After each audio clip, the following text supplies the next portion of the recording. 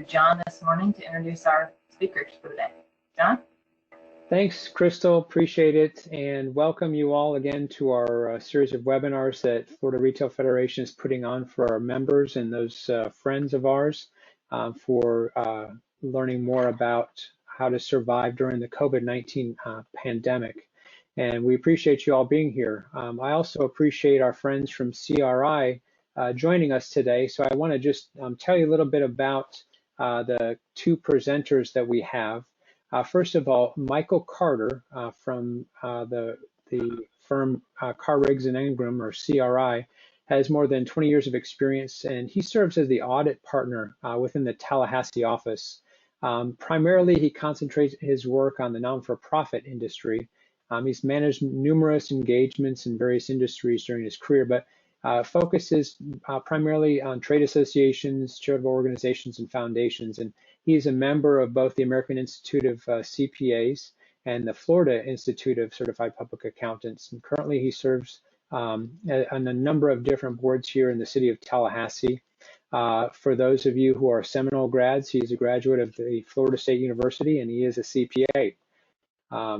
Our second presenter, David White, has been with CRI for nearly a decade and provides clients with tax planning and insight and services regarding taxes. His main focus is really dedicating his time to assisting entrepreneurs and startup companies with navigating many accounting and tax compliance decisions that they face, as well as best practices for future growth and success. David is a member of the American Institute of Certified Public Accountants, as well as the Florida Institute of CPAs. He too is a double graduate from the Florida State University with a bachelor's and master's degrees, and he also is a CPA. So we thank you both for joining us today. And right now I'm going to turn it over to Michelle Wilson with CRI, and she's the Business Development Executive in Tallahassee. And she serves as a liaison to new clients and respective CPAs throughout Tallahassee and the state of Florida. So, Michelle, I'm going to turn it over to you, and we welcome you, and we thank you all for your expertise in joining us today. Thanks so much, John. We really appreciate the opportunity to present to you today. As you mentioned, I am a business development executive for the Tallahassee and Marianna offices. And just wanted to briefly tell you that Carr, Riggs & Ingram, we have a map here of the 22 offices and their locations across the state of Florida. So we have a very strong presence in Florida. But CRI is a top 25 national CPA firm, and we span across the majority of the Southeast, and we actually span as far west as New Mexico and as far north as North Carolina. So as you can see, we have offices to serve you throughout the state of Florida, but beyond that, if you have needs there. So I will turn it over to Michael at this point. Okay, thanks, Michelle. I appreciate the introduction there, John. The way we're going to structure this today is I'm going to talk primarily about the Paycheck Protection Program, and then David's going to jump in and talk about the other options available under the CARES Act, as there are some specifics there that can help you with your cash flows and determination of whether you're eligible or not. The first slide that we have here is a summary of the options under the CARES Act. You can see there the Payroll Protection Program is listed number one because it's the hot topic right now, and we'll get into some details about that. The Economic Injury Disaster Loan, that's a SBA program that has been there for quite some time, available during disaster times. So that is something that really the SBA has provided and continues to provide. The next four items are more specifics as it relates to deferral of payroll taxes and some specifics as it relates to some tax credits and treatment of family leave. There's a nice chart on our website at cricpa.com. The URL is provided here that details the eligibility, the maximum amounts that you can receive, the time for repayment, how you take the credit and whatnot. It's a nice, concise 3-page chart that kind of details the specifics as it relates to each one of these programs. Moving on to the next slide there, Michelle. Okay. Most of you probably are keeping tabs on the status. As you know, the funds for the initial round of the $349 billion under the Paycheck Protection Program were exhausted in 10 days. So it went really quickly. Just yesterday, the Senate approved another round of PPP funding, and that totals $310. The House has yet to approve that yet, and I'm not sure the timeline of it. However, we're hoping that it is pretty quickly. Haven't heard anything about the eligibility. I know there are some certain groups, such as 501c6 organizations, trade associations, that are not eligible or were not eligible. Hadn't heard if they have changed that for the second round of funding. The details just haven't been available. As part of this new funding, some lenders are already accepting applications. They're stockpiling them, putting them in backlog, so whenever the doors open, they can get them submitted to the SBA. Bank of America and Chase are two that were specifically listed as doing that. And that's just so that, you know, that their customers don't get left out. They have those applications ready. When the website is available, SBA is accepting those applications, they'll get them in. So we encourage you, if you are missed out on the first round of funding, check with your banker, your lender, see if they're already accepting applications so you can get in line. I put up here a couple of statistics that I thought they were pretty interesting. For the state of Florida, while we ranked third in population, we ranked 37th in the number of eligible businesses funded by the PPP. Now we did rank number 4 out of all states with the total number of funds received, but you can see there of the eligible businesses, we ranked 37th, which for me says that a lot of the small businesses, self-employed, just missed out. So hopefully the second round of funding will provide some availability to you.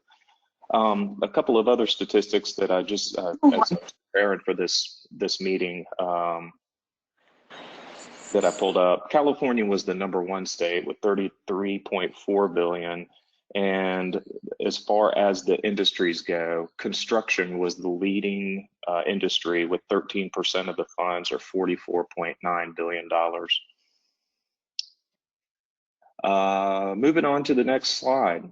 For the Paycheck Protection Program, one thing to keep in mind here, forgiveness is one significant element in what is attractive about the Paycheck Protection Program. But don't let forgiveness in the maximization of forgiveness distort your business decisions. This is a very low cost loan.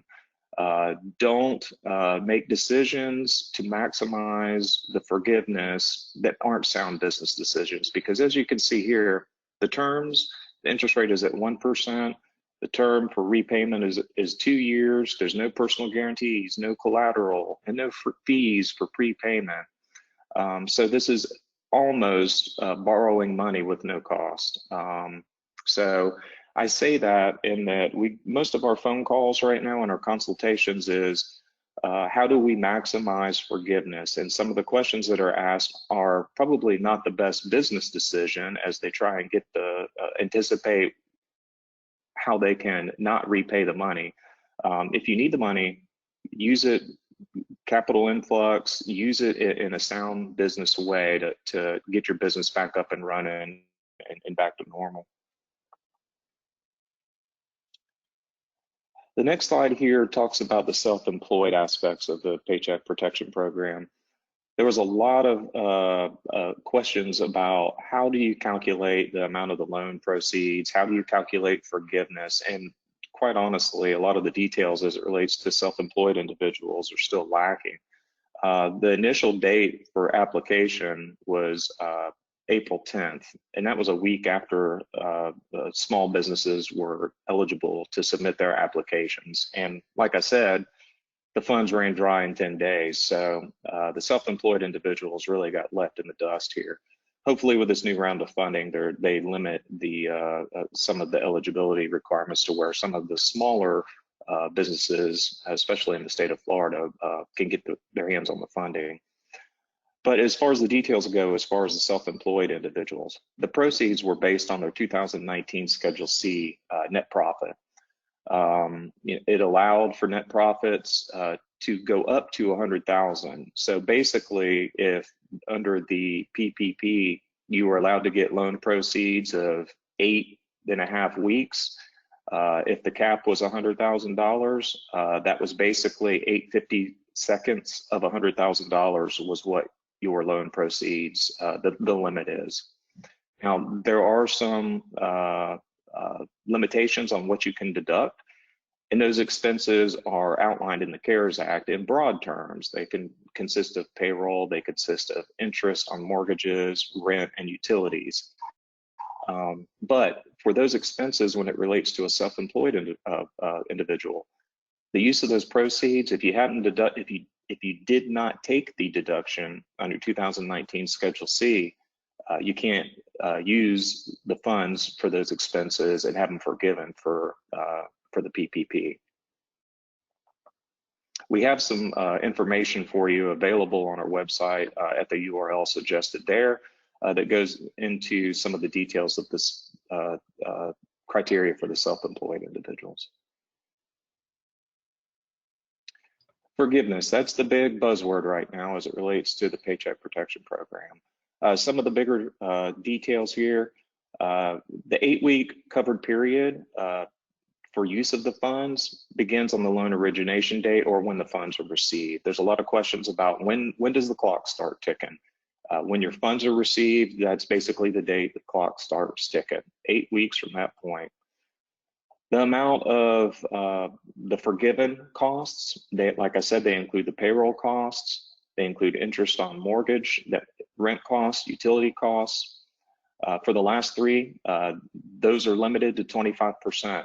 Payroll costs needs to be the significant portion. It needs to be at least 75%.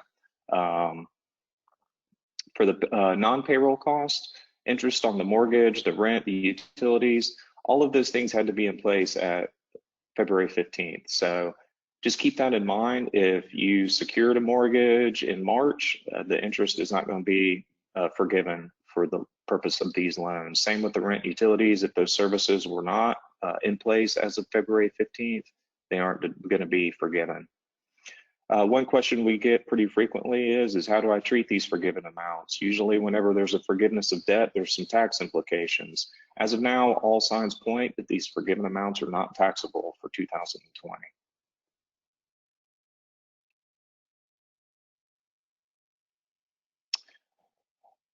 The reduction of the forgiveness amount, if you don't retain your employees, your full-time employees, there will be a reduction to the forgiveness amount. Basically, there's two scenarios for which this apply. If the total number of your full-time employees is not restored to its original, and I say original loosely, workforce, then there will be a ratio for a reduction of that forgiveness amount. There's two different time periods that you can consider your baseline. One is from February 15th, 2019 to June 30, 2019, which is basically the same time period that your 8-week period would be as compared to the prior year, or it's the first 2 months of 2020. The borrower gets to determine which of those two periods benefits them the best. So what you would do is you would take your average number of full-time employees for the 8-week period and compare it to one of those other previous periods, and that ratio would be what you're allowed to forgive as far as your qualified expenses. There's also another scenario where you would have to reduce it, the loan forgiveness, and that's if any individual's compensation was reduced during that 8-week period by more than 25% from what it was in the last full payroll period, then that amount would not be forgiven as well. Now that does not apply for any annualized pay rate in an amount exceeding $100,000. So it's basically for the lesser compensated individuals. I'm on a conference call. No, ma'am. Oh, Don't worry about it. So there are a lot of questions that are surrounding the Paycheck Protection Program. For those of you who have been following it, I'm sure you've looked at the SBA sites, you've looked at the US Treasury sites, and there's a lot of questions out there surrounding what's eligible, how do I calculate FTEs and that type of thing. What I'll try and do here is just try and explain a couple of those things to you. A lot of the information just hasn't been issued yet. We've got 8 weeks until the forgiveness really gets down to brass tacks and we figure out how to go about forgiving it. And I think a lot of the intention here is use the money to sustain your business, and more guidance will come out as we go to determine what they will forgive. That's pretty evident in the information that's out there already because it's very broad. You can use it for this, but you know, I firmly believe that the government doesn't want anyone to try and find the loopholes. So as far as forecasting and planning go, the calculation of your full-time employees, it's a difficult process. They haven't given any guidance on the full-time employees. Generally, what we have been suggesting is for each payroll period, figure out what your full-time employees are and provide an average throughout the time period, and that can be used to determine your full-time employees. Full-time employees should be based on probably a 30-hour work week for hourly employees. Salaried, you know, it's a 1-for-1.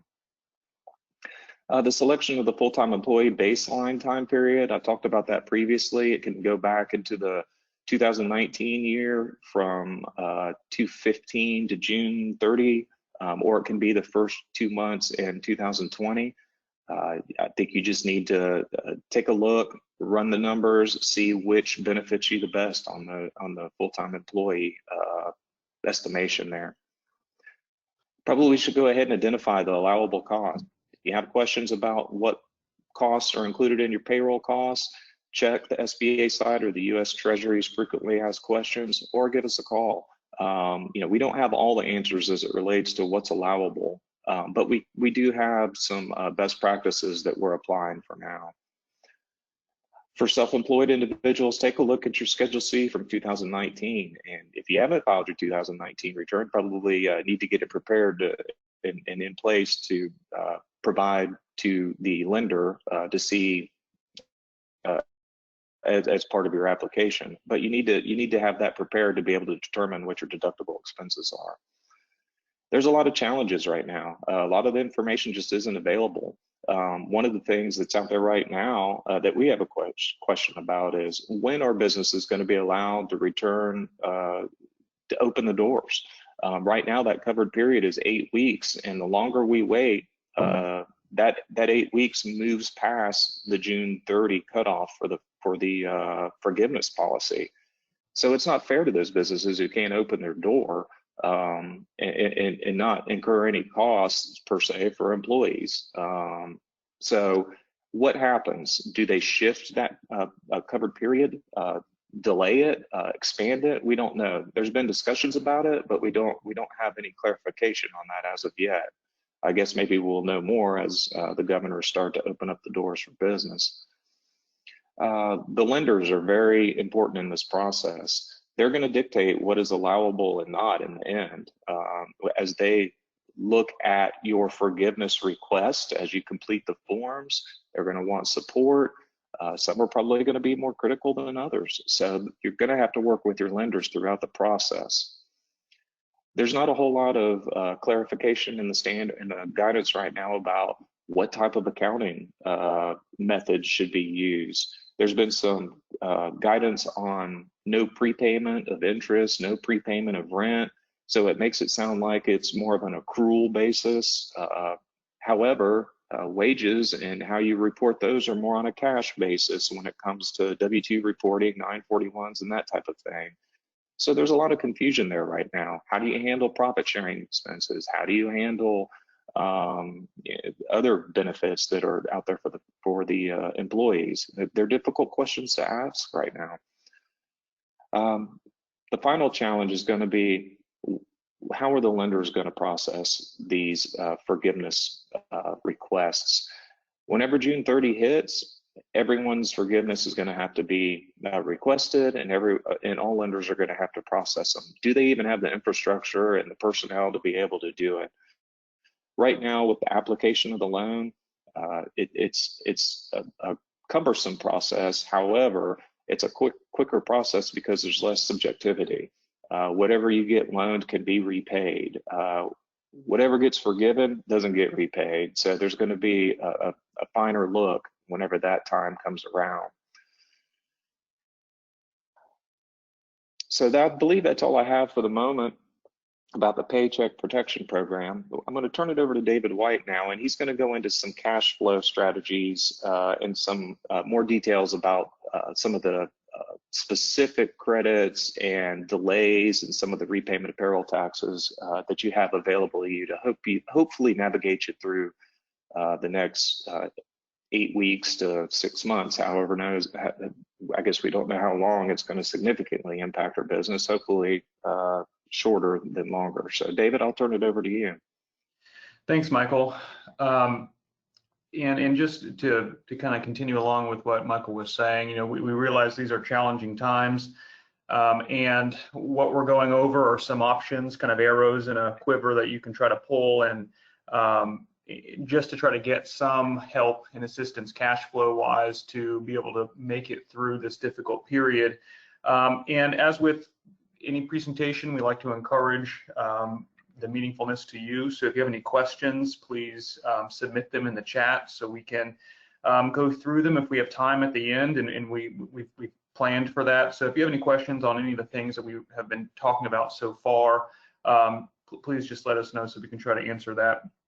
So as Michael mentioned, in general, when something like this happens, when a crisis happens, in this case it's a global one, and is infecting the entire country, but similar things happen with wildfires in California, to hurricanes in Florida, and whenever events like that happen, there are oftentimes relief valves that the government can put in place to allow businesses to have more flexibility, when it comes to managing their cash flow. That's the top priority for everyone right now, trying to keep the lights on, keep people paid, keep your business open. And so we're going to go through a few different topics, some that are a little bit more you might have heard about, and maybe a few others a couple others that are a little bit more focused on the tax arena, that I wanted to make sure that we touched on. So the first is going to be this payroll tax deferral option, and that is something that is new with the as far as the CARES Act, and it is for small employers. That's defined pretty loosely to basically businesses that have less than 500 employees, and then those qualify. And how payroll normally works is the amount that you pay your people or in yourself, depending on the structure of the business, it's subject to payroll taxes, and those have to get remitted up to the government, generally either every couple weeks or once a month. And so that is businesses are entrusted to submit those payments, and if you don't, you can be subject to some pretty substantial fines and penalties. And so you're basically forced to comply from a penalty standpoint. However, with this new CARES Act, there is an ability for employers that qualify to hit pause on the employer portion of Social Security, which is 6.2% of what you pay your employees. This does go up. This hits the Social Security wage limit, so it's $137,700. But it still allows for what otherwise would be every 2 week or every 1 month depletion of cash. It allows you to really, with no cost, if you qualify, it allows you to defer the payment of those. So how that works is really any of the payroll that was otherwise due, any of the payroll taxes that were otherwise due after March 27th, on or after March 27th, 2020, through the end of the year, you're allowed to not submit the Social Security portion of that, and so you can get to keep that cash, and then you would only then be due to have to pay that back 50% by the end of December 31st next year, 2021, and then the remaining 50% by the end of 2022. So it's a pretty significant allowance that the IRS and the government is giving with this to be able to allow employers to really not have to pay the Social Security portion until up to 2 years from 2.5 years from now. One thing that we did want to mention, since we had a good discussion on the PPP, is if you do have a loan through the Paycheck Protection Program, you are not able to, once it's determined that it's forgiven, you are not able to defer any more of the Social Security tax payments. So IRS did clarify recently in their FAQs that employers who have received a PPP loan may defer deposits of Social Security that otherwise would have been due starting on March 27th up through the date that the lender issues a decision to forgive the loan. And then once an employer receives a decision from its lender that the loan is forgiven, the employer is no longer allowed to defer Social Security deposits.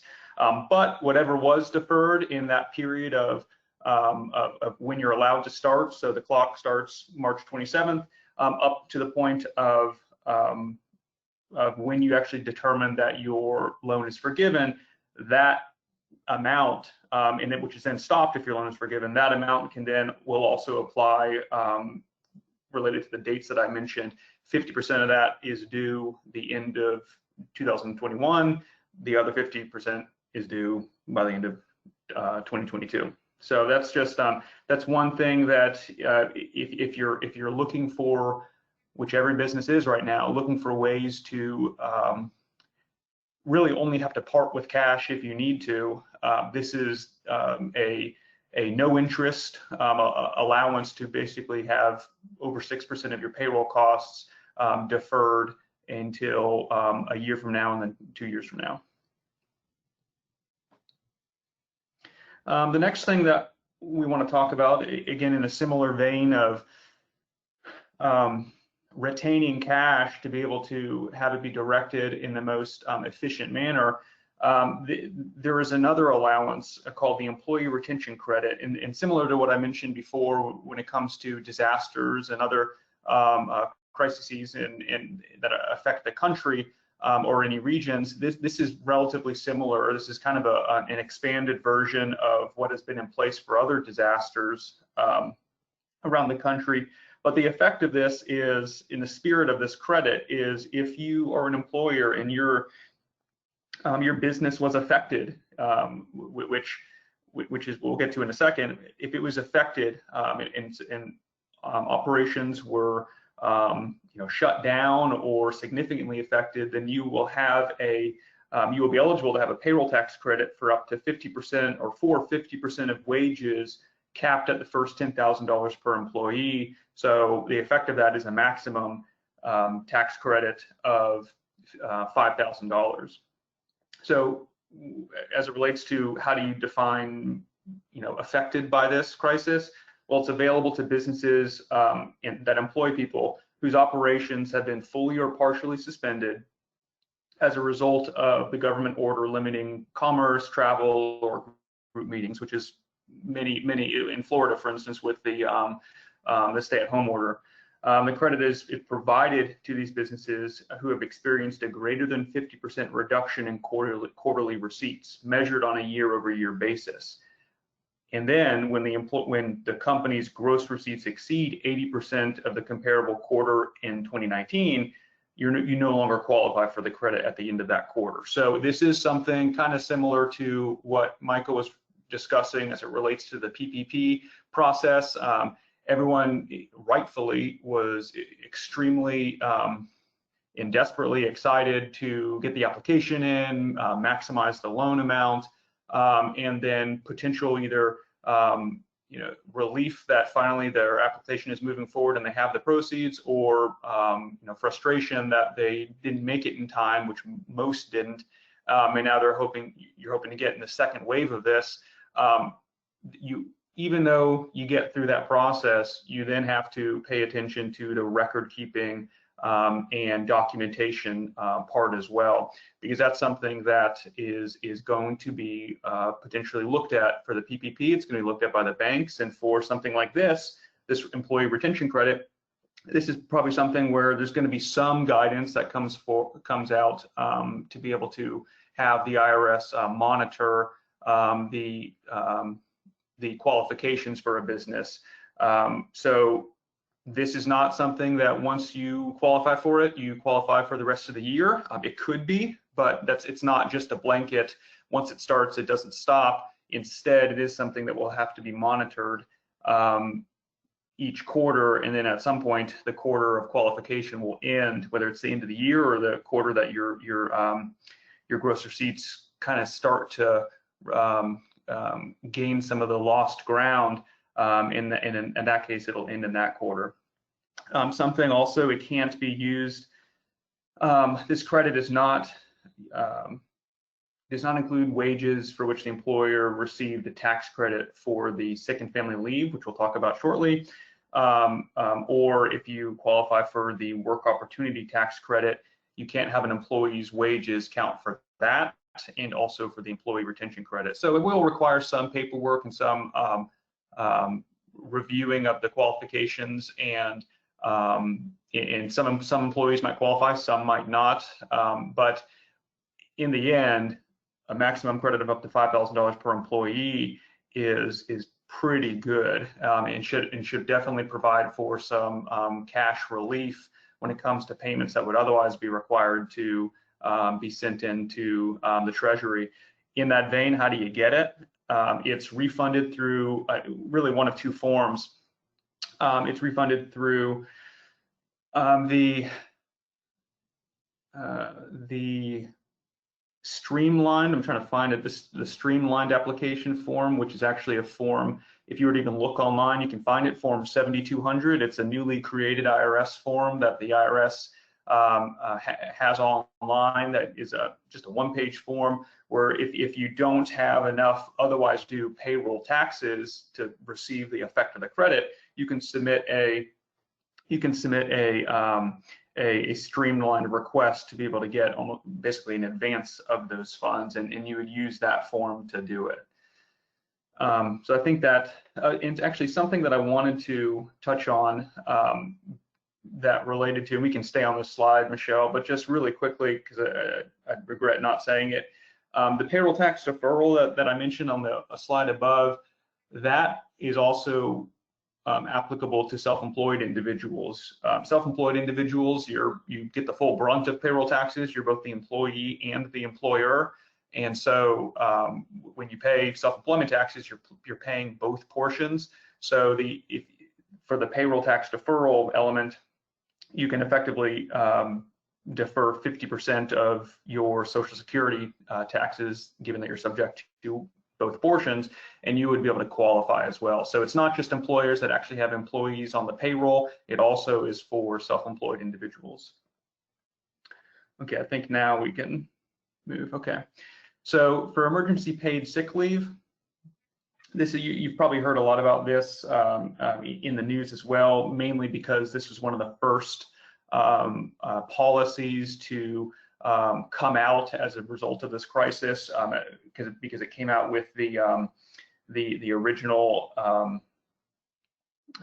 relief package that preceded the CARES Act, and it basically allows for employees or employers that have employees that are eligible to receive paid sick leave that meet some of these criteria that effectively relate to if a business was, or if an employee was required to not come to work. So if they were, if their location where they live was subject to a quarantine or isolation order, if they were advised by a healthcare provider to quarantine themselves because of concerns that they might be subject to the virus, or if they're experiencing any symptoms and are in the process of seeking a medical diagnosis,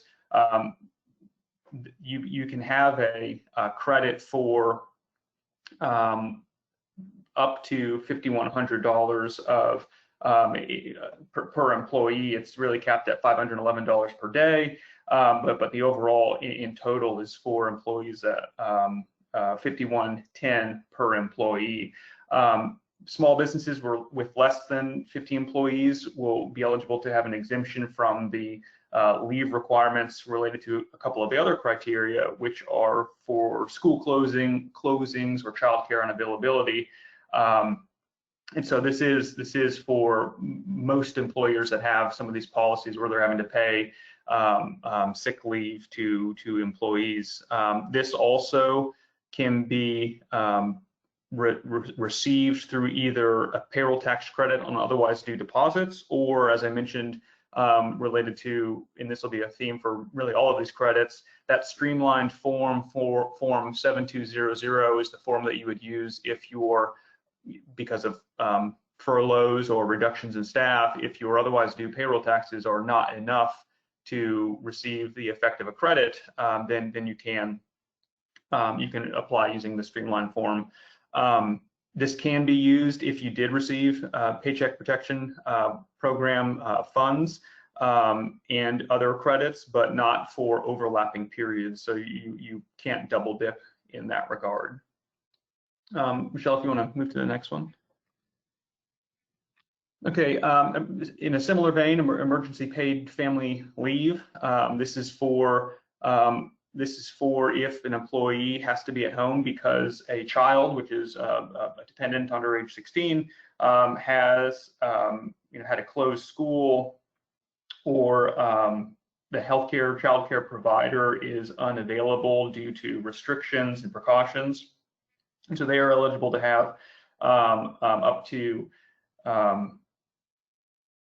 $200 a day, capped at $10,000 per employee, a refundable credit for the pay that during that period. It is limited to 10 weeks of pay through the end of 2020. And I believe both of these programs, the one that I just mentioned, the sick leave and this paid family leave, is for wages beginning April 1st through the end of the year, with these relative caps that I mentioned per employee. And this credit as well similarly can be used with if you received PPP funding in forgiveness, but in other credits, but not for any overlapping employees' wages during a period that you received another form of a benefit. And this, again, similarly can be used or claimed either as a reduction in the quarterly deposits, or it is or semi-weekly, monthly, or quarterly deposits of payroll taxes, or it can be received using the streamlined form.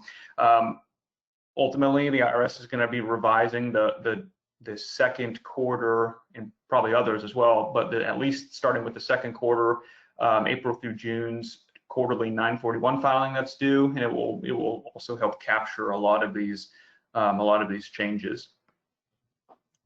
Okay, I think we're ready. Okay, and two other things that I wanted to talk about, only because in our world, in the CPA world, we're seeing a lot of this provide some not as common as if you employ people. So a lot of these other credits that we're talking about, and even the PPP application and opportunity, those are for all employers potentially. You could potentially have some an opportunity to get some relief here. But I wanted to throw in two others that we're seeing recently as a result of the CARES Act. And I'll start with the first one, and this is especially relevant, I would hope, given the audience that we're talking to, and given the nature of your business.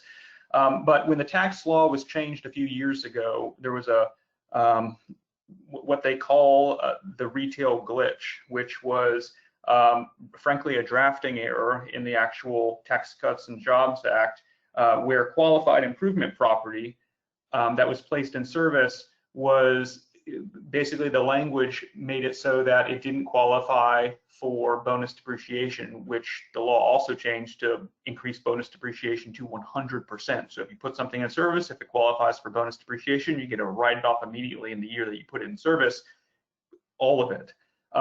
The basically leasehold improvements now called qualified improvement property was intended to fall into that category as well, but the language of the law didn't actually allow for that. And so we had a lot of clients and businesses that were, they fell into the intentions of the new law, but we were backed into a corner and had to instead capitalize improvements over 39 years, which is forever from a depreciation standpoint. But with the CARES Act, Congress got around to correcting, issuing a technical correction for this, and they revised qualified improvement property to fall within the appropriate definition, so that now, bottom line is, such improvements can be written off immediately. So how does this relate to potential cash flow savings? Well, in three ways, really. It relates to the biggest that we're seeing are for if you filed a return for 2018 and you had qualified improvements to your property. So those are any improvement to the interior of your building, if you lease it, that is not for the enlargement of the building or for any elevator, escalator, or internal structure. So mostly a lot of the stuff that you do inside that is not equipment and nothing structural like a wall that you're building. But for anything else that would otherwise fall into that category, that if you were forced to depreciate it over 39 years, you can now file an amended return for 2018, capture all those expenses as under bonus depreciation, or all of those costs under bonus depreciation, and get a refund. That is something that the IRS has provided guidance on recently in terms of how that process works. But that is something that we're going to be doing, and it's going to provide some businesses with some really kind of unexpected cash flow that is going to be desperately needed in this time. So one opportunity is for a 2018 amended return, if you had to capture it the way that it was written in 2018 or for 2018. And the other relief is when we entered for 2019's taxes and for 2020's taxes in kind of tax planning from a cash flow standpoint, if you had qualified improvements that you put into service, your tax estimate would be based on 39 years depreciation of that. So now that gets to be revised, and even if you finance these improvements, you're able to receive a 100% bonus depreciation deduction for them. So it could potentially be a trifecta of cash flow benefits in that you can potentially amend a 2018 return, you can lower 2019 payments, and you can also potentially lower 2020 payments as well. So that actually leads me into the last topic that I wanted to discuss, which is the another update that the CARES Act changed, which is similar to with the leasehold improvements. This item was changed originally with the Tax Cuts and Jobs Act a few years ago, where they limited NOL carrybacks, or they did away with NOL carrybacks really for the most part. And you could only carry on a restricted basis, you could only carry forward net operating losses. What is a net operating loss? To make it simple, since we're starting to hit some time issues, if your business expenses and deductions exceeded your business income, and depending on how your business is structured, the business itself could have a net operating loss, or you as a business owner could have a net operating loss. If you had one, for instance, in 2019, or if you had one in 2019 or 2018, or in 2020, you're able to, instead of being forced into only carrying it forward, which was the case as of the last tax law revisions, CARES Act now does away with it. They say you're now able to, if you had an NOL, or if you have one now, or in 2019 when you do your 2019 taxes, you're able to go back 5 years, even to rates that were higher at the time, tax rates that were higher, and get an expedited refund of taxes plus interest to basically absorb any net operating loss that you had in either 18, 19, or 20. So that's something that you would want to consult with your whoever files your taxes, your CPA with, but that is something that should be able to provide some relief. It's already an unfortunate event if you have a net operating loss again, which means your expenses, including depreciation, exceed your income. And this provides some relief as opposed to 3 months ago, 2 months ago, the relief would have been delayed, and in the sense of lower taxes in the future, now you can actually look backward and reduce taxes from the past and get that money right away.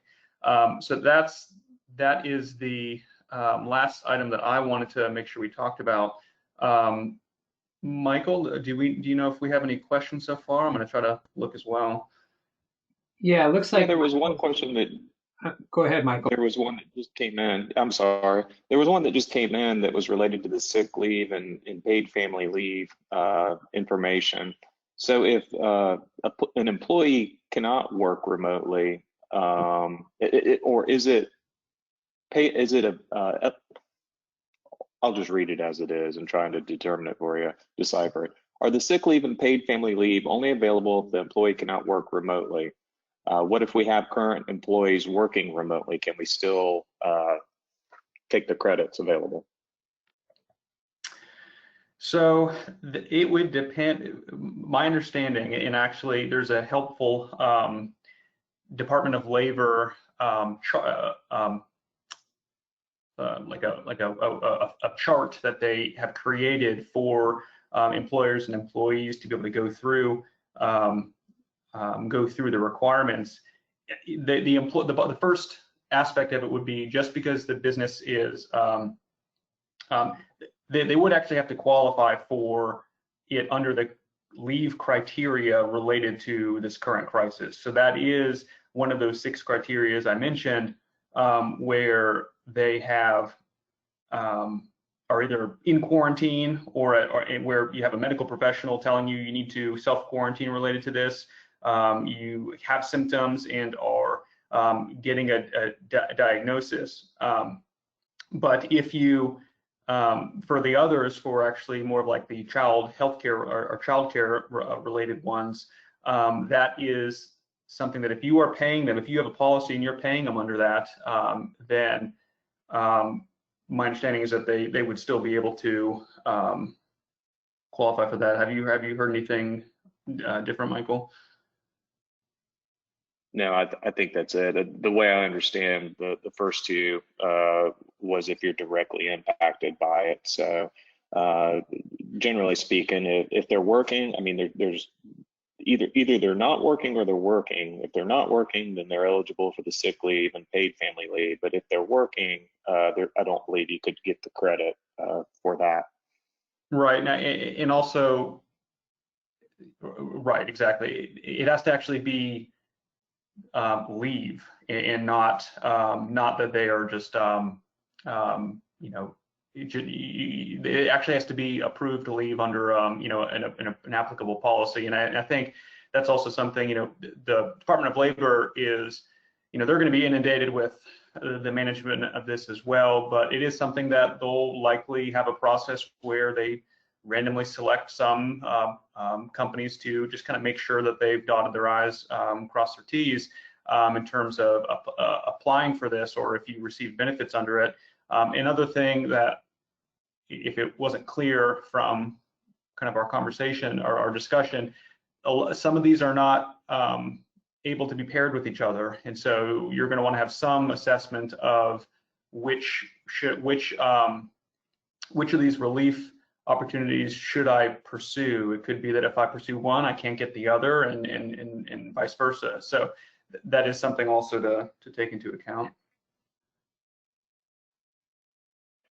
Sorry, I was typing and I had my mic on. How annoying is that? I apologize. As far as the last question that we have here, for the number of full-time employee calculation, is it simply the average total, or do they take into consideration specific employees? In other words, can I replace employee A with new employee B and it's considered equal, or does A have to return? Generally, it's going to be just the workforce as an overall view. It's going to be by position or actual numbers of full-time employees. If Mary was working in February and was laid off and a new employee was hired to take that position's place, then that is a 1-for-1. It doesn't have to be the exact same employee. And David, Michael, I just want to go back so folks that may have not been monitoring the chat, because there are a couple other good questions that Michael was doing a great job of keeping up with during the presentation. So if I can just, go back to a couple and make sure that everybody else hears the responses to those. So the first one talked about payroll taxes. The question was, are payroll taxes covered as forgiven under the payroll costs regarding the PPP loan? So if Michael, if you would just if you wouldn't mind going back and answering Sure. the question again, that'd be awesome. Yeah, that's great. The employer federal payroll taxes are not eligible for forgiveness. However, the employee share is. So if from an accounting perspective, your gross wages of the employee are going to be eligible for the payroll costs that would be forgiven. So that would include, anything that would be deducted from their paycheck, basically. The employer piece of it, the employer FICA, Social Security, Medicare, that kind of thing, that's the employer's burden, and that would not be eligible for the payroll cost forgiveness. I did include a quick snippet too in the chat on what the guidelines say is considered a payroll cost. And so it is in the chat area. It's kind of a little verbose, so I won't go into that, but it is there if you want to see it. Great, thank you. And another one that came up was somebody asking about the calculation for full-time FTE. So they had heard the number of 25 hours is a threshold to be considered full-time in Florida. You had talked about 30 hours as being a full-time threshold. So could you just address that to give some clarification? And I'm not sure, your answer said that there really isn't any, but let me just have you address that. Right. The full-time employee, the FTE, is used throughout the guidance provided by SBA and the U.S. Treasury. However, they don't define what a full-time employee is. We have used 30 hours as the threshold for your hourly employees to determine what and count that as a full-time employee. Where accountants were conservative, so we're going to use the higher number typically when it comes to something like that. So if the 25 is what is being used, I haven't seen any guidance about that, and that may be the case. I don't know if that's going to be guidance that is provided by the SBA or U.S. Treasury. I would think they would. I wouldn't think that would be left up to the lender to decide what a full-time employee is. But as of now, there's been no guidance provided on full-time employee, even though it's used quite frequently throughout the information provided by SBA and the U.S. Treasury. So it's a stay tuned. There is a lot of stay tuned and to be determined on this. Right. And another thing that came up was talking about, and this is a question that I've taken a lot of forgiveness questions, and I know that that's the stay tuned part, but we had an SBA representative that was on a previous webinar that said that you could pay your employees as soon as you receive funds if your business is closed. And just want to see if you can address what you understand as, I think the idea behind the PPP is to keep people on payroll, right? So do you have any guidance for folks on that? That is correct. Yeah, the whole idea is to keep doors open, but also retain employees. So as soon as you receive the money, if employees have not been furloughed or laid off, it can be used to retain them immediately. So that's our understanding for it. We do get a lot of questions though about, and I'll shift the gist of the question just a little bit. Okay. We get a lot of questions about, can I bonus out to employees? Can I pay employees for, since we had to lay them off 3 weeks ago, can I kind of make up for it? And those are all decisions that will have to be made at the individual business level.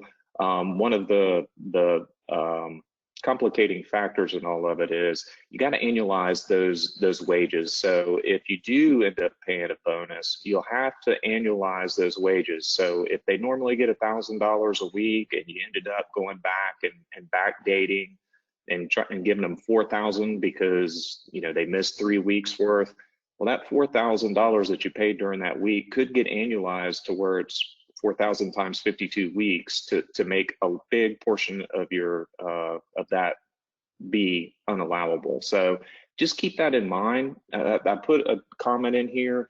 Use sound business decisions when making these decisions. Don't complicate things by trying to maximize your forgiveness. The loan is a very low cost loan at 1%. So, the cost of having that capital available to you is valuable. So make sound business decisions. Don't try and maximize the forgiveness just because you can. Great. Well, thank you guys very much for really all the information that you've given to us here today. It's really been very helpful. All the webinars that we've been doing so far, anytime that I've gotten to the point talking about tax or tax related issues, I've said I am not an expert at all, but we're going to get one. And so we've been friends with the folks at CRI for a number of years now. And so we're just so thankful that you guys took the time to come and join us and talk about some of these issues that our members are facing. And we just really appreciate it. One of the things I wanted to also mention is that as we've talked about already, along the lines of the PPP and forgiveness of the PPP, we've already started talking to our friends here at CRI about doing another webinar in maybe 4 weeks or so, something like that, to follow up once additional guidance has been given about forgiveness of the PPP loan and some helpful information that we're going to be able to provide. So continue to watch your email for future invitations to our COVID-19 webinar series from Florida Retail Federation. And we thank you all for joining us. If you have further issues, please don't hesitate to reach out to Crystal Lake or myself, and we'd be happy to find answers for you.